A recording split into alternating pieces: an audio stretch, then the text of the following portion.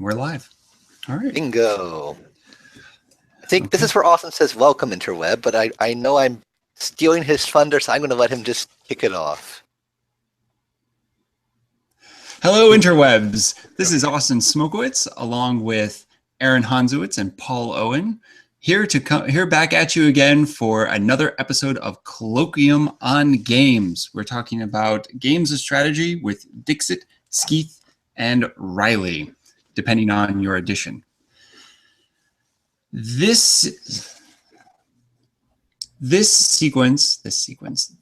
colloquium got started really through Aaron, who had his own copy of Games of Strategy, and he was able to get Paul hooked into the concept because, Paul, you wanted to use it for...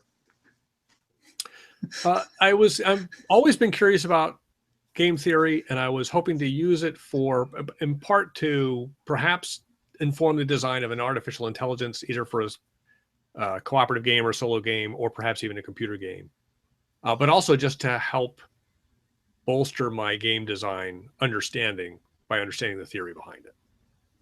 And Aaron, why did you originally pick up this book to begin with? Because I read it as an undergraduate at Michigan State University. But I recommended it because it was a book we were remembering from being undergraduate at Michigan State University. Well, after I'd left, that's not true of every book you read at college. And Paul himself had a particular problem where he was trying to model a game theory concept for a game, and he needed a little advice from a good source. And I thought this was a great place to start him.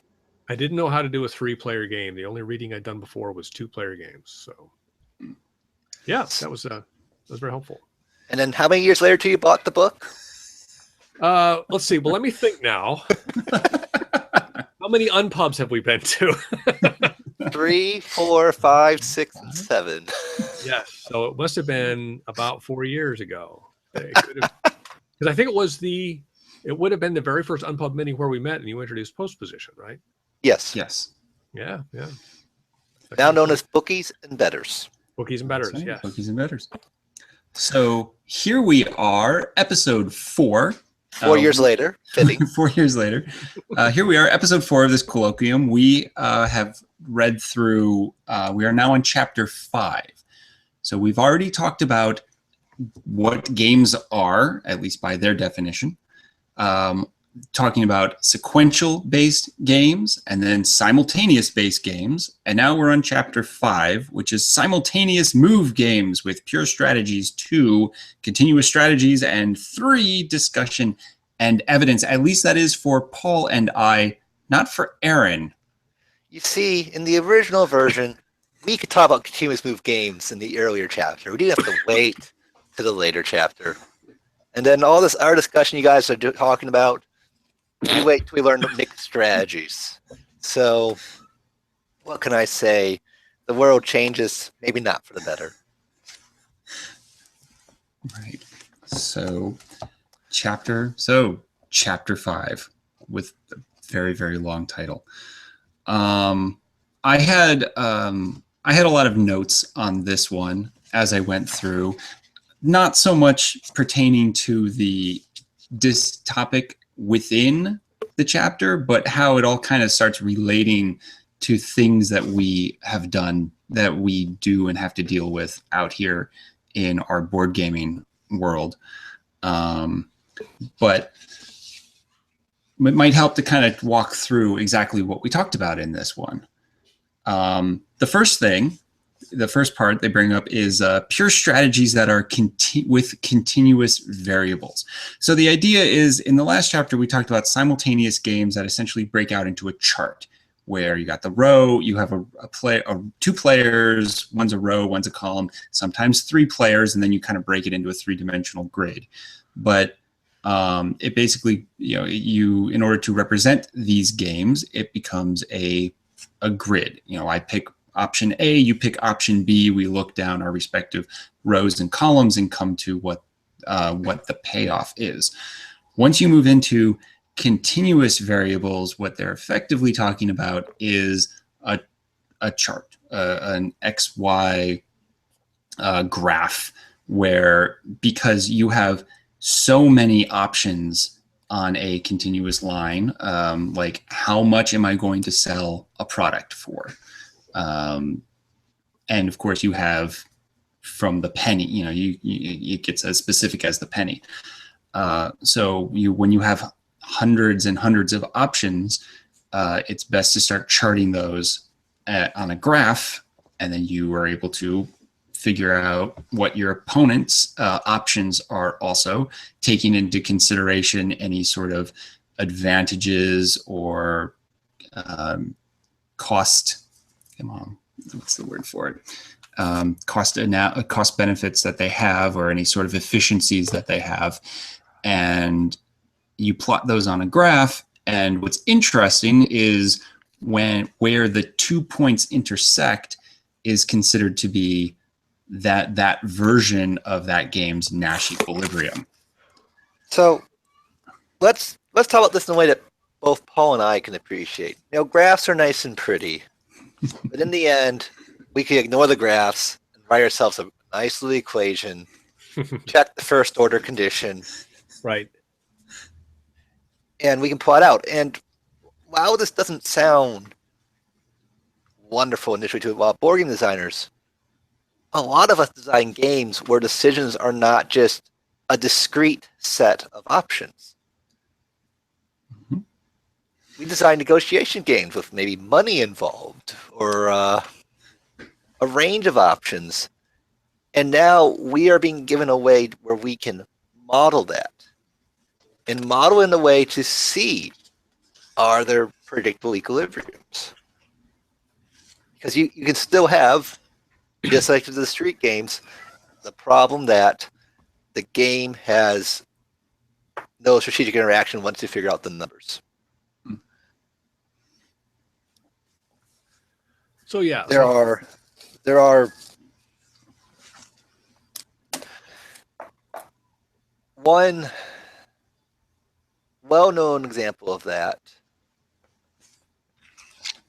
It's a great game in terms of its objective, but it suffers from this problem, and that is not Market Madness. Panic on Wall Street. Panic on Wall Street. Yes. Previously known as. That's what I was trying to remember. Oh gosh. To the geek. Yes. Google Google to the rescue. Hang on, let me Google that for you. No.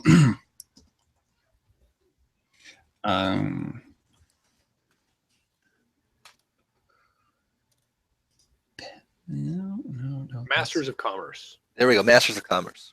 Masters of Commerce. But if you think about it, I mean, Masters of Commerce, the game, once you calculate the numbers, you should be able to calculate the best response function of both players, and there's a definitive answer to what people should be doing if everyone can stay up with the math. Right. I remember Jeff Engelstein making that criticism of the game. I mean, yeah, once you've got it figured out. Now, having said that, I still have a blast playing that game. I love that feeling of being on a bond trading floor. And that's what they did well. I can't believe you took $5 for that. I'll have to say that from my perspective, once they got to the math, I was like, okay, I see what you're doing there, but right. I'll just take your word for it. I'm not going to go through and proof it out myself to make sure that your next step of reduction is accurate. Right. And I understand that, but there's something neat that you can look at the math, and if you aren't paying close attention, you might miss. It's really important. And yeah. Oh, sorry, I didn't mean to interrupt you. But so I was just going to say, let's get into like, where does the math come from exactly? What are the functions that we're talking about? Okay. Yes. Yeah. So really, what we're talking about is if you have a continuous range of strategies and your opponent has a continuous range of strategies, those are two continuous variables. And then your payoff and your opponent's payoff are a function of those two variables, right? Mm-hmm. Right. So in the case, so let's say we have, and the first example that we have is an example of price competition, right? Right. So I'm selling widgets, you're selling widgets, and Aaron's selling widgets, and Austin is buying widgets. And Austin, there's actually Austin. There's a population of say 100 people who are going to buy widgets. Mm-hmm. And in the general case, if the price is lower, more of those people are going to buy them from the person selling with a lower price. But if the price is lower, my profit's going to be less, and Austin's profit is going to be less. So there's a function that says, well, what's my payoff depending on what I set my price? If it costs me $8 to make a widget and I set my price at $7, my payoff is negative. No matter how many I sell, that's bad. But if I make my price $1,000 and Austin is selling them for $100, I'm not going to sell any, and that's bad. But somewhere in between there's a function that says relative, my price and Austin's price together establish what fraction of the market I'm going to sell widgets to and what fraction of the market Austin is. And then that is my payoff curve. And then what I want to do is figure out, well, what's my best response rule? What gives me what price gives me my maximum return, my maximum payoff, right? Mm-hmm. So far, so good, right? Right. Ultimately, that's where the math comes from. It's optimizing your choice of strategy to maximize your payoff, and your payoff is a function of both your strategy and your opponent's strategy. And the important thing about this is that these functions have to be in relative to another person. It's an implicit assumption the book's making, but if you aren't thinking about it, as a designer, you might miss that. You might think, well, I just these two continuous things. I'm sure they'll find a best response function and they'll work out. But that's only true if really the other person's decisions changes what's going to happen to you. So you need to respond to them. Yes, yes. Otherwise, otherwise you don't have that constraint that makes you reach Nash Equilibrium where you're being strategically reacting to the other person. Right. And so you really have to be conscious of that when you're doing a game with continuous decisions, that you are still making a game where people are interacting with each other so that they need to construct the best response function. Otherwise, they might discover that E don't matter, or as we say in the calculus world, I took the derivative, you were a constant, so it turned to 0. Mm-hmm, mm-hmm. Yes, exactly. Yep. Mm-hmm. And having other players in this game is irrelevant to what I do. Right. Mm-hmm. Because they get into trying to prove this a little bit later in the chapter with a concept called, and I'm going to butcher the word, rationalizability. And when it comes to continuous variable games like this, what they suggest is, well, in order to if you had to find your Nash equilibrium without actually really finding the Nash equilibrium, well, then what you do is you go through that, you look at the graph and you do it in successive rounds, right? So you say, well, what would happen if your opponent tries to do the maximum amount? And then you look at what would happen if you try to do the maximum and they try to do the minimum, and then what does that come to on the chart? And then use that as your further constricting, and you're further constricting, and you're further constricting. And the idea is that over successive rounds, mentally, of course, not actually playing it, because it's still a simultaneous move single game where you just do it once, but you're able to predict by using that kind of elimination and your rationalizing of it to come to the equilibrium without having to play the game a number of times. Which gets into the next part of the book, which is that they've been talking about Nash Equilibrium for quite a while now, and they have a section about the Nash Equilibrium in the real world. And And what they use, at least in my book, and I'm sure this has changed.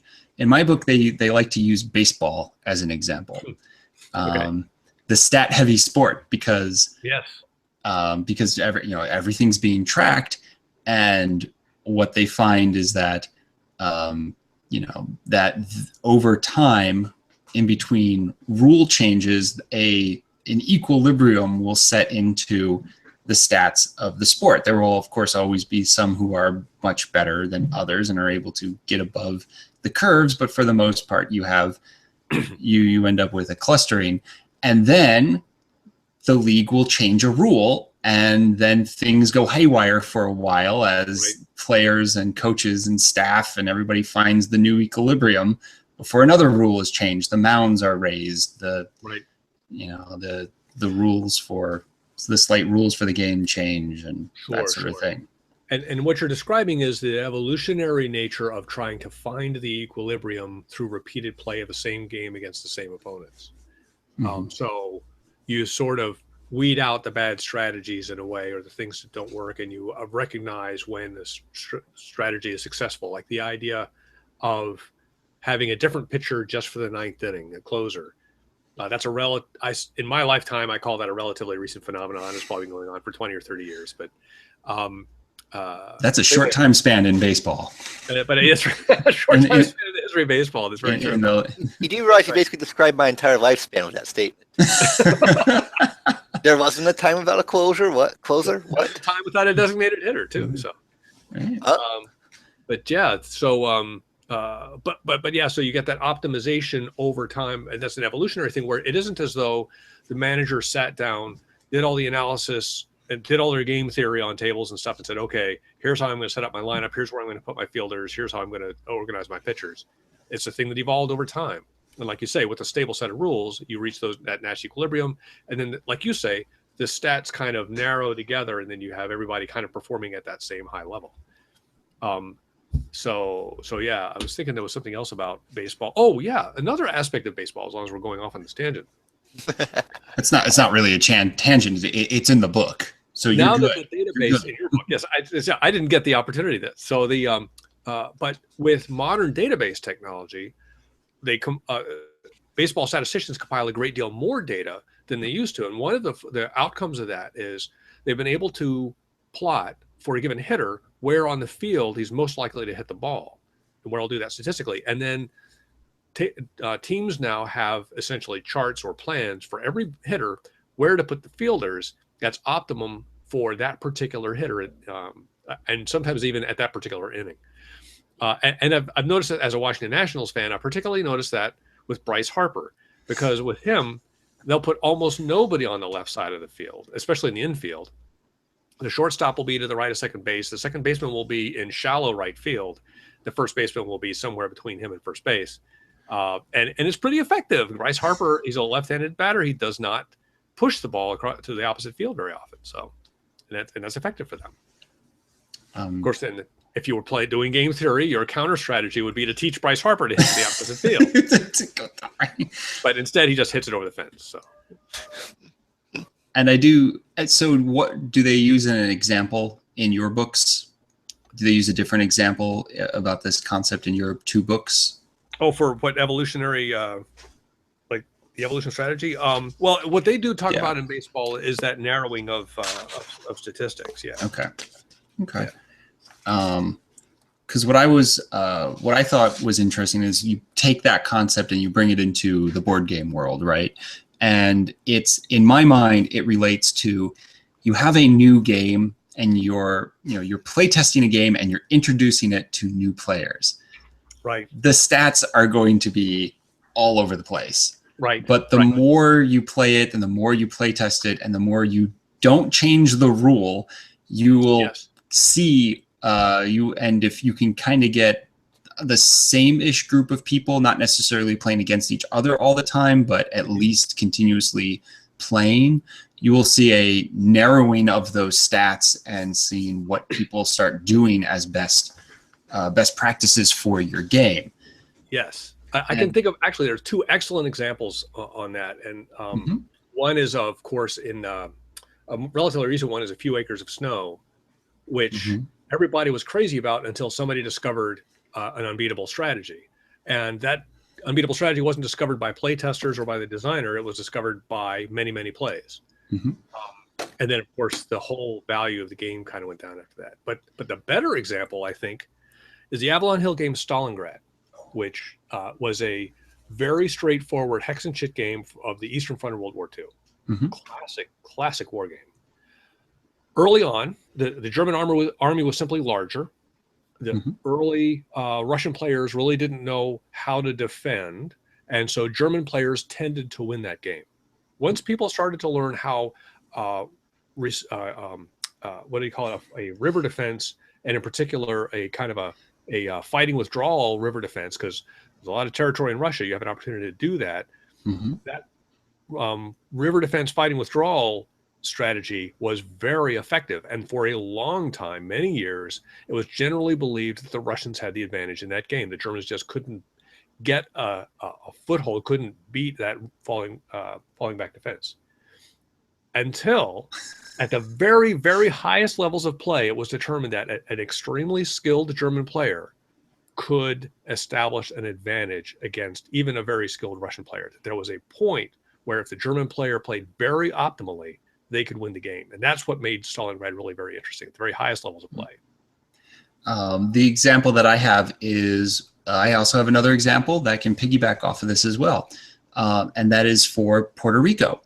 In Puerto Rico, the designers knew that the further back you sat in the first round, the little bit more of an advantage that you'd have in the game. So they slightly punished the people who sat in either the last place or the third and fourth positions in order to accommodate. And that seemed to do reasonably well.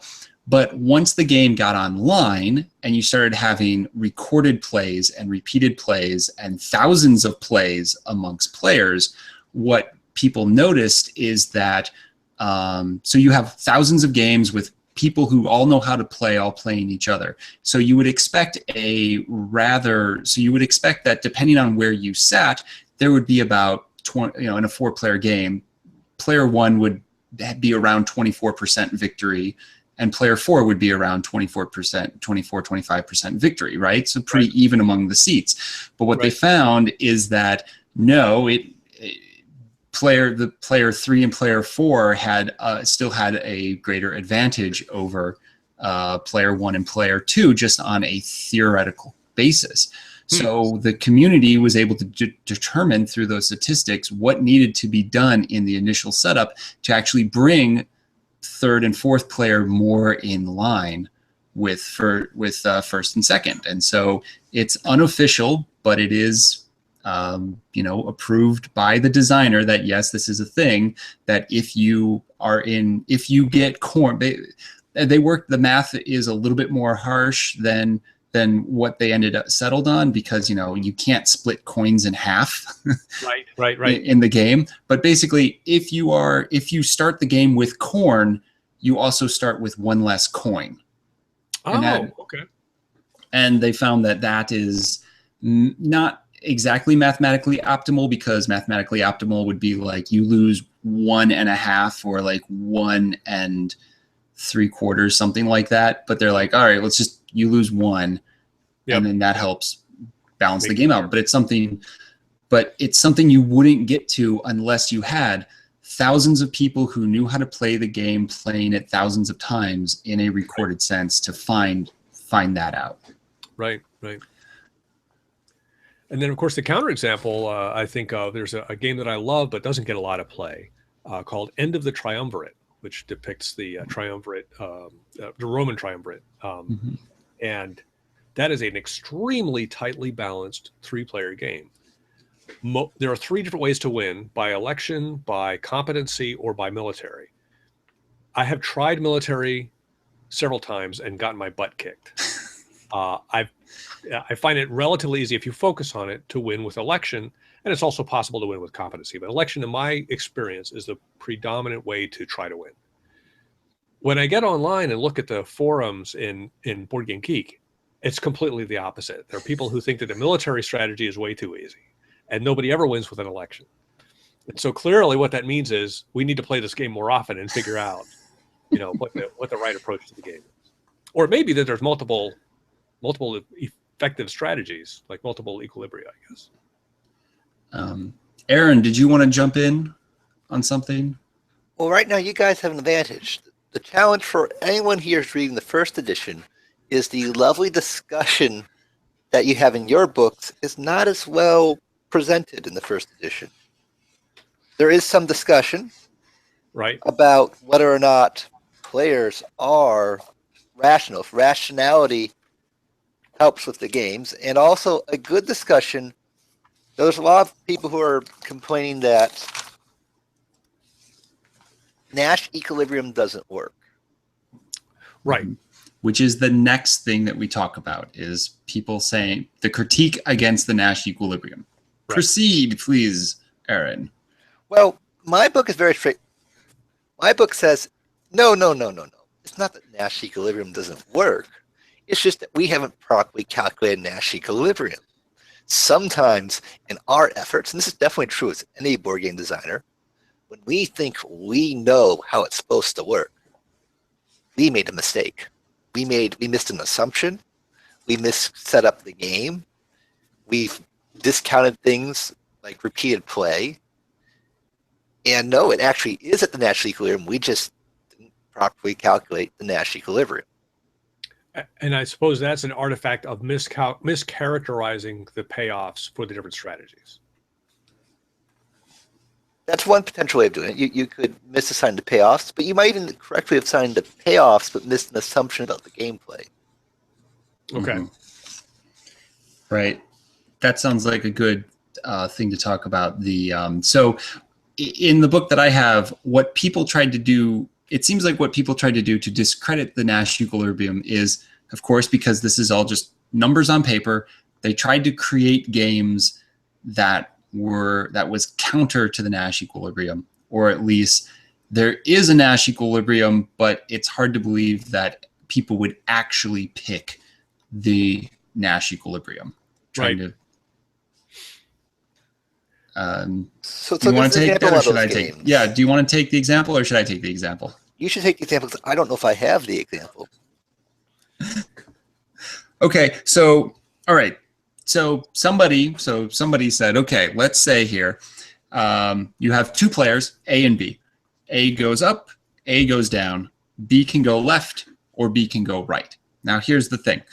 If B goes to the right, they're going to get 9.9 on their return. If they go to the right, no matter what. If they go to the right, no matter what A does. But if they go to the left, they get 10 points. They get 10, no matter what A does. So from B's perspective, if you had the option between 9.9 or 10, one strategy is dominated by the other. So it would only make sense that you go to the left, you get your 10. No problem, right? Now you look at A's chart. If A goes up, they get 9 points if B goes left, and they get 8 points if B goes right. So, okay. But if they go down, if B goes left, they get 10 points. So if A goes down, they get 10 points. If B goes left, they get 10 points. And of course, B will always get 10 points if they go left.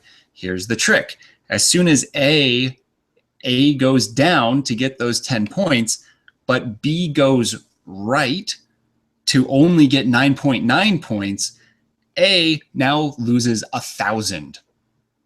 Now goes negative 1,000. So the question is, if you're A, would you go down? Would you risk losing 1,000 just because you might consider B would say, oh, what is a 0.1 in my preference if I can really nail it to the other guy? And there's a lot to say about this. Well, this is where not having the actual math in front of me makes it hard. So Why don't you do your best to help break down a little bit more in terms of what's going on? So the B Ooh, really has. I found it. I found it. Ah, good. Yes. Okay, for first edition people, Website, right? a lot of these topics are hidden in chapter 7. Ah, okay. Mhm. And they're not in the same order, but they are covered in chapter 7 of the first edition. You just have to keep flipping through it enough until you find the right section. So this is an interesting thing, because by the strict game theory interpretation, B will always go left, and because B will always go left, A will always go down. They'll both get 10. Everybody will go home and be happy. But the human nature of looking at what could happen to A if B, for some irrational reason or some unpredictable reason, goes right, A loses 1,000. That's a risk that's too high to accept, and so A might just go up anyway. Doesn't matter to B, but A goes up, loses a point or two, rather than risk something irrational by B and losing 1,000. Right. And so that's where human nature kind of, I'll say, fuzzifies the actual payoff matrix that they perceive as compared to what's depicted in the matrix itself. Well, the other challenge too, now that I can see this game, is there are other tools to game theory that if you haven't learned them yet, you're not thinking about using them. So, for example, we haven't talked about expected values yet. Right. Expected values is a way of trying to account for that type of risk. And so if you can start using expected values, then you can make a strategic decision based on your expectation that the B player is going to go right for some reason. Right. And if you attribute, say, a 1% chance that B is going to go right, and then you do your expected value analysis, you find, oh my gosh, that's a 1% chance of losing 1,000 if I go down. Why on earth would I ever do that and take that 1% chance? I'll just play it safe and go up. Now, Paul, let's do the math here. You might have given them a number that was just low enough that you wouldn't worry about it. What's 1,000 times 1%? It's minus 10. Right? Okay. So my expected value is minus 10 plus a 99% chance I get 10. Which is 9.9. 9.9. Okay, so that's negative 1 penny. Negative 0.1. Yes. Okay, so no, you're safe. You're safe with that number. Yep. Yep. Yeah. And they do go into a little bit of the probability math, what you guys just did. So they kind of went into that and was like, well, at what point you can do the math to say, well, at what point does it actually become worth it, or does it become actually risky to not go down and risk losing that 1,000? And what I find interesting about it is that if you take the chart at its word, then A should go down, because if you really say that for B, 10 is their actual highest preference, and they could always get 10 by going to left, then why would they not take 10? But that's just you saying the probability of them doing that's 100%. Right. Right. That's what I'm saying. The probability of them doing that is 100%. Which is not, but okay. And when I also looked at this, one thing that I was bringing, one of my takeaways was kind of bringing this into the question that we deal with all the time in board gaming, is the concept of king making. I look at this chart and I go, oh, this is a king making scenario, because for one player, you say, okay, yes, I can do this and I can get the maximum amount of points possible for myself at this point. But if I do this other thing, I will be hurting myself a little bit in my points, but I have the ability to completely screw over another player at the table. You're playing me in Monopoly. Sure. When I know I've lost the game, I say to myself, hey, you over there, I have a deal for you. I'll sell you all this stuff for $1. You're the kind of person I hate to play Monopoly. Now, when I played Game of Thrones, and I was at a point like in the second to last turn when I realized there's no way I can win this game. Then I decided to role play it. I said, well, what would a character in Game of Thrones do when they know they can't dominate the continent? Bringing everybody together to one big dinner and Actually, what I figured I would do is I would make sure that all of my enemies were at parity, right? So I figured out who was it that looked most likely to win, and I attacked that person. But I didn't attack them so much as to destroy them, just to get them down to the level of his other peers. And then if I saw somebody else start to emerge, then I would start to attack that one. And so my goal, from a role-playing standpoint at least, was to try to equalize my opponents. And I think the opponents kind of appreciated where I was coming from, and they figured, okay, that's good. If I'm going to win this game, I have to actually win this game. And Paul's not going to be a kingmaker. Paul's going to make us all fight for it. So that's how I role-played that. Well, okay, now I'm going to ask you this question, because I've talked to people who are concerned about, does your game end? When you do that, are you lengthening the game to the point where people just want the game to end? Are you in essence delaying the game? Well, that particular game has a fixed number of rounds. Right. That game does have a set number of rounds that ends the game. You can achieve an earlier victory, but if nobody achieves an earlier victory, the game ends at 8 rounds or whatever. Okay. But that's a good point too. I mean, you get to the point where victory points aren't enough to play the game for another hour and a half. You know, I'd rather lose now than win at 8:30 tonight or something. Well, not just that. It can go the other way around. It could be everyone else is ready for the game to end, but you are choosing to lengthen the game at their expense, not because you're going to win the game, but your goal is just to lengthen the game at their expense. So this is where we get to signaling, right? This is where you say, I'm willing to commit the time to play the game for another 3 hours if that's what it takes. Or if you guys just want to throw it to me, I'm okay with that. Yeah. Yes, the culture matters. The culture around the table matters. There's one aspect of these games of continuous strategies that we've kind of glossed over, I think, and that's the best response curves. And I think it's worth talking about those because that's where the real analysis comes in these kinds of games. So we said I've got a continuous range of strategies. Let's say as I'm setting a price between $0 and $100, you've got a price between $0 and $100. My best response curve, what it looks like is what's the value of my price that gives me the best return for each given value of your price. So if you set your price at $1, what's the best price I can set that gives me the maximum payoff? And I plot that point. You're plot at $2. I plot that point. Although except instead of plotting points, what I'm really doing is I'm creating a formula for calculating what's my optimum price for me if I know what the price is for you. There's a way to do that with some calculus. That resulting curve is my best response curve.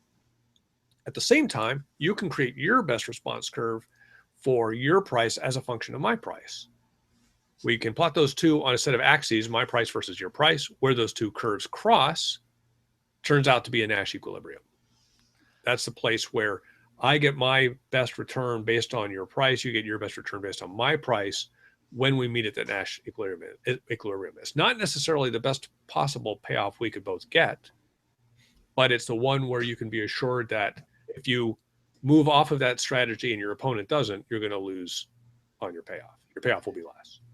And something the book doesn't mention is that the way you set up the assumptions about how people move is a big deal for best response functions. Yeah. You may not realize it, but in the book, what they're actually drawing is a Cournot oligopoly model. It's a fancy type of competition model that they do in econ. And it's based on a key set of assumptions. And one of the ways you can drastically change the outcomes is to change one little assumption. And that is we're going to let Paul move first.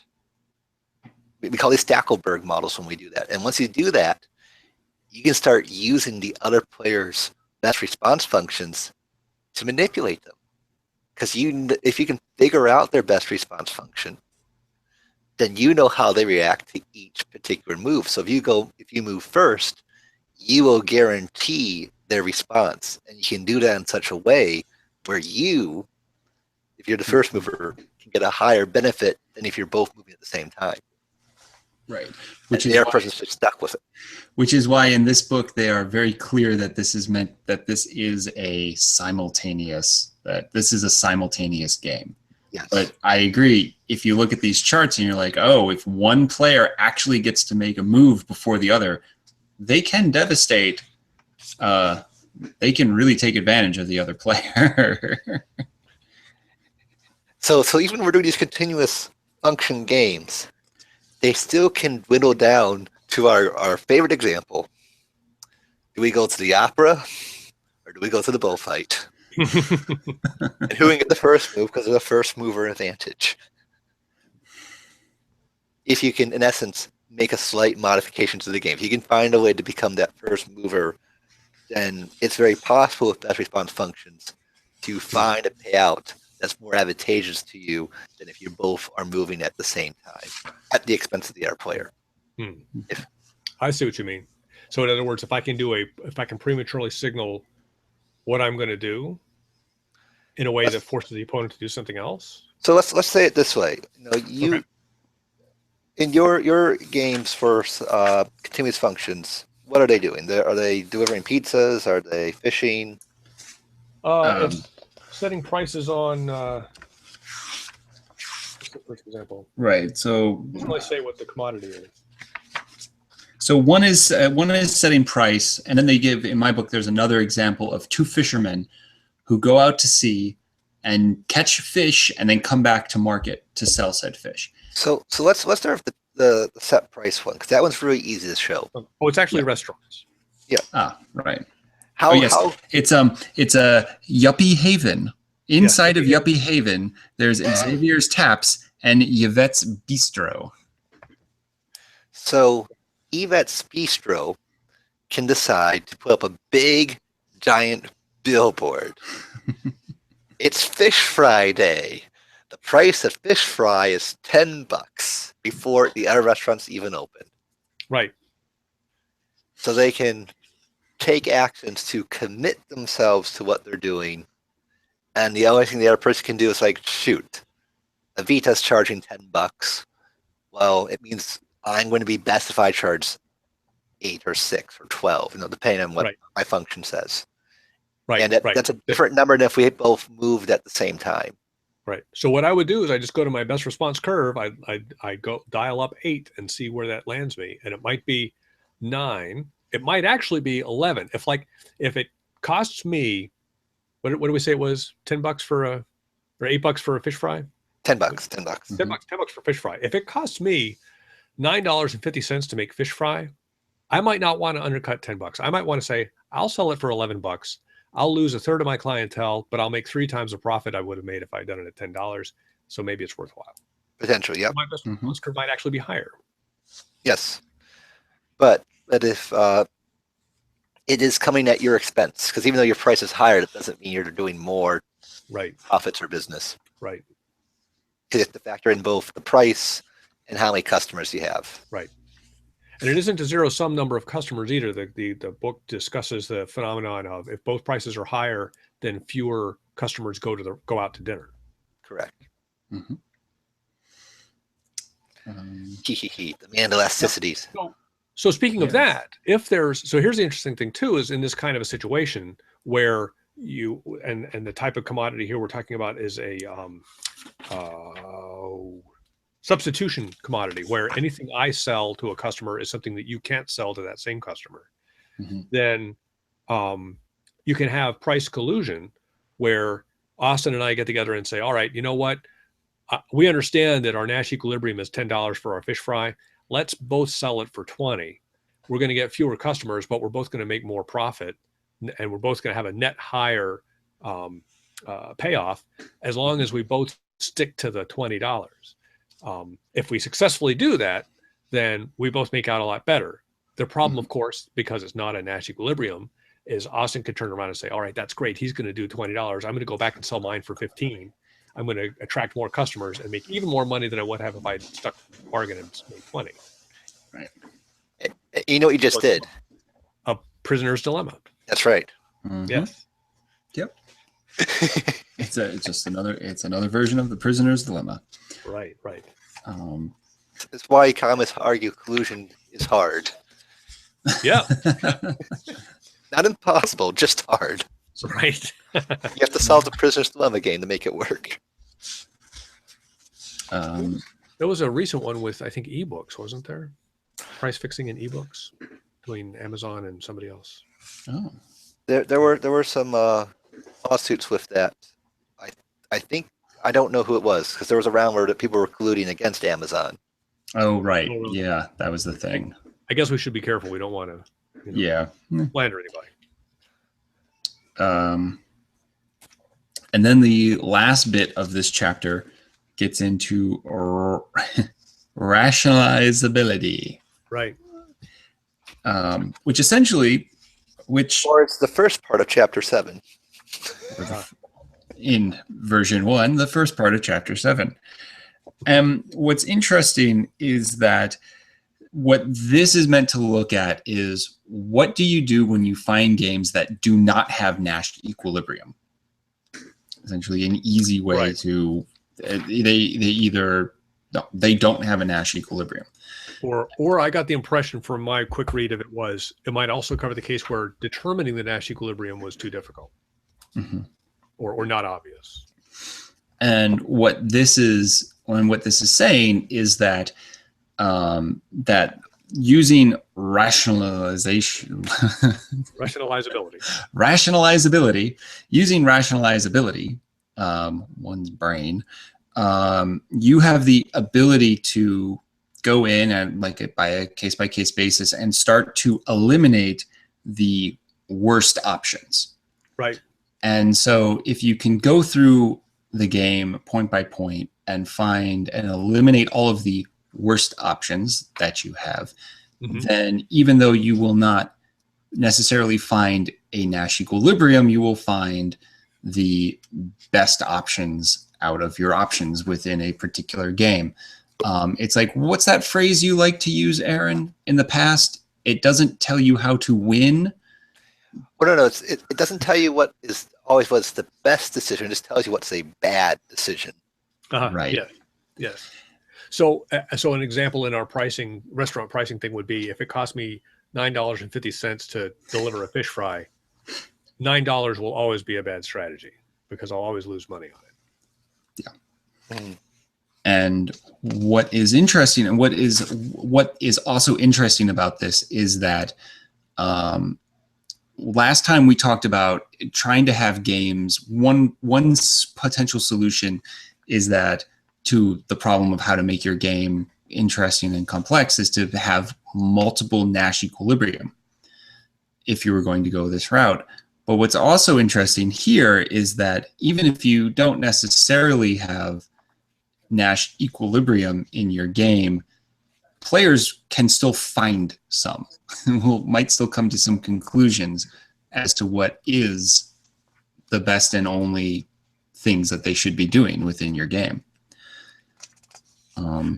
The thing about multiple Nash equilibria is very interesting. In fact, that's one of the things I've been curious about with regard to game theory. A case that they discuss is a game in which they give two people a list of, I think, 20 cities in the United States. And each has to choose 10 without knowledge of the other player. And then they compare lists, and their mutual payoff is the extent to which the two lists do not overlap. If you pick 10 cities and I pick 10 cities and they're completely different from each other, then we maximize our payoff. Right. And it's not even 10. It's like 11, something like that. It is actually, and they make it an odd number so that they make it really difficult to exactly split it in half. Oh, I see. Okay. Right. So like if you do it, right. So if you do it alphabetically, it's not even you're told how many to pick. It's Oh, you right. pick some of them, I pick some of them, and if we exactly split them up, if we give an exact partition, then we win.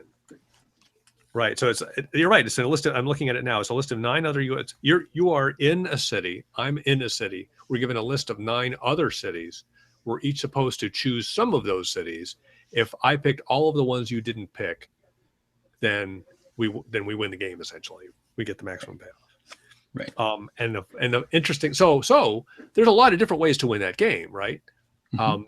But it's not necessarily obvious from a strict game analysis standpoint how to win that game. It may be more obvious if we're both Americans familiar with geography, and I'm in San Francisco, you're in Boston. I pick everything west of the Mississippi, you pick everything east of the Mississippi. That's a kind of a naturally logical decision for those of us who are familiar with American geometry. For other people, there might be other criteria that they might use to arbitrarily divide their list and hope that the other person was thinking the same thing. Mm-hmm. Right.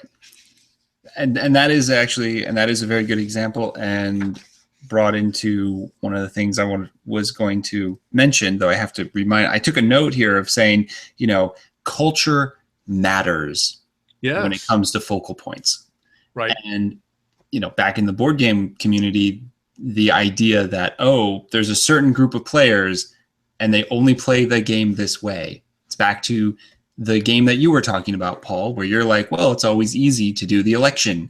And then you go online and other groups of players are like, no, you the only way to do is win by the war strategy. That's how you do it. Yes. And You just reminded me of another thing that I played in a Catan tournament where I was playing against a person who played among people. Their cultural, I guess, practice, whatever it was, if it's your turn, you always have to offer 2 of something to get 1 of something from a player whose turn it wasn't, because you can build in that turn. So essentially everybody was discounting what you were offering because, well, you're going to get to build with whatever I trade you. So you have to give me 2 sheep for 1 wood instead of just 1 sheep for 1 wood. And so he was insisting on that kind of a deal. Like, if it's your turn, if it's my turn, I'll trade anything. But like, if it's your turn, I'm not going to trade with you unless you offer 2. That was crazy to me. And it was crazy to a lot of us. It's like, you don't make those kinds of restrictions until somebody gets to like 7 or 8 points. Right. And so he ended up losing. He came in last, actually, at the table because he made the fewest deals, and therefore he built the slowest. Oh no! And he couldn't believe, he was watching us trading 1 for 1, and he was like, "I can't believe that you guys are trading 1 for 1. You're giving each other such big advantage." Well, yeah, we did, we did, and you lose. Yeah. So, but that was it. But you're right. That was a cultural thing in his group. It was a lot more common to make that restriction. Or I think somebody once told the story about how when there was a group that when he first taught Catan, one of the players in the group was very steadfast of like, I will do no trading whatsoever in this game. I will win by not trading. Oh, really? Oh, yeah. No, I got to say, part of the brilliance of design is that you cannot win that way. Right. You cannot win that way. Another cultural thing I've seen is people try to be nice with the thief. They put the thief on the low value terrain because they don't like to take that aspect of the thief. I have no qualms at all about putting a thief on your 6 and where both of your cities are. That kind of thing. But usually my cities are on the 6s too, so I have to find something else, somewhere else to put that darn thing. Yeah. All right. Well, do you have any other points, Paul? We are nearing the end. I think we've covered all the things I was interested in discussing. Yeah. Yeah. No, I enjoyed this because even though this was a relatively short chapter, there was a lot to discuss out of this. And so I was very proud about that. Happy about that. And now we get to do a little bit of a preview. So then we can turn our attention to do a little preview for next episode. Yeah. Now, this is very interesting. Douglas Schultz, another board game designer, had started watching and started listening to it. I keep thinking people watch this on YouTube, but they listen to it on the podcast. So watch us on YouTube. You can see faces. It's fun. So Douglas Schultz listened to our first episode and wrote up a blog post as a response to it. Aaron sent me the link to his blog post. I read it. We started talking, and within about 3 minutes, we started getting into an argument over the topic. And I should probably mention what that is. So Douglas Schultz wrote an article about a blog post about solo gaming as it relates to game theory. And I found it to be very interesting. Yeah, the interesting thing about the post was that the question was whether is a solo game a game as defined by essentially Dixit, Skeath, and Riley here. They define a game of strategy essentially as a decision, an activity that involves interactive decision making. I make decisions, but the results of my decisions depend in part on the decisions that you make as well, whether those are sequential or simultaneous. If you're playing a solo game, are you the only person making decisions? And if that's true, does that mean it's not a game, even though you're playing it by the same rules as if there were another player and it were a game? So that, I think, makes it a very interesting topic. So we reached out to Douglas, and he has agreed to come on our show, and we will talk about it. So that will be our next episode. And yeah. Another thing that everyone needs to be aware of is that coming up on May 13th, right? Is it 13th? It's the 13th. It is the 13th, yes. Yes. So another thing everyone needs to be aware of is that coming up on Saturday, May 13th, there's going to be an Unpub Mini in Centerville. It is in Centerville, right. The Island Games on Westfields Boulevard in Centerville. And what times will that? Centerville, Virginia. Centerville, Virginia. And the big thing there is that myself and Paul Owen will be there. Actually, Paul, you set this thing up, didn't you? Keith Ferguson did most of the work, but we're setting it up together. Yes, and I believe that hours are going to be 11 a.m. to, I want to say 6 p.m. I'm not sure we've got an exact time marked out for the end, but that late most of that afternoon. And so the event, you can sign up. I'm not sure if there's a designer slots available, but we're certainly not going to turn people away at the door. But actually, we want you to come and play. Yeah, we want you to please come up, show up and play. We're going to have at least 8 different designs there for play testing. And the store management has been very supportive. They're very interested in having us there. So that's going to be a lot of fun. I'm going to have, so first of all, Keith and I are going to have our current design called Magnificent Marvels. We had that at Unpub 7, and we've made some interesting changes. We're looking for some more feedback. I've got a solo game called Reactor Scram, and Austin, what are you bringing? And of course, we're bringing Bookies and Bettors, and we'll be bringing New Jersey Syndicate. Bookies and Bettors to see how the new design how easy the new design is to teach to players. And New Jersey Syndicate, because we sense that people are starting to group together on their strategy when it comes to that game, and we want to figure that out and figure out a way to kind of blow that back up. So yeah, come on down Saturday, May 13th to the Lonely Island. Island Games, the Island Games. Yes. So come on down to the Island Games on Saturday, May 13th to see Paul Owen and myself come down to play some games, and yeah. And you can find details at unpub.net under their events list, and it should be easy to find there. You'll find the address, the times, and I think you'll also be able to see I don't think you can see the list of games, but in any event, that's where you'll find the details. Unpub.net. All right. Well, that will wrap us up. That will wrap us up. So that will wrap us up for this episode. You can find Dr. Wictz at dr.wictz.com, on Twitter at drwictz, at drwictz. Paul? My blog is paulowengames.blogspot.com. You can find me on Twitter at paulowengames. And I think generally people know me for Dice Tower News, dicetowernews.com/podcasts. Every Monday, a little 10 or 15 minute podcast about games, about new games and new releases and Kickstarters. All right. All right. Thank you very much. Well, thank you for joining us today, Paul. Hey, thanks. This was a lot of fun. It always is. All right. All right. Bye, interwebs.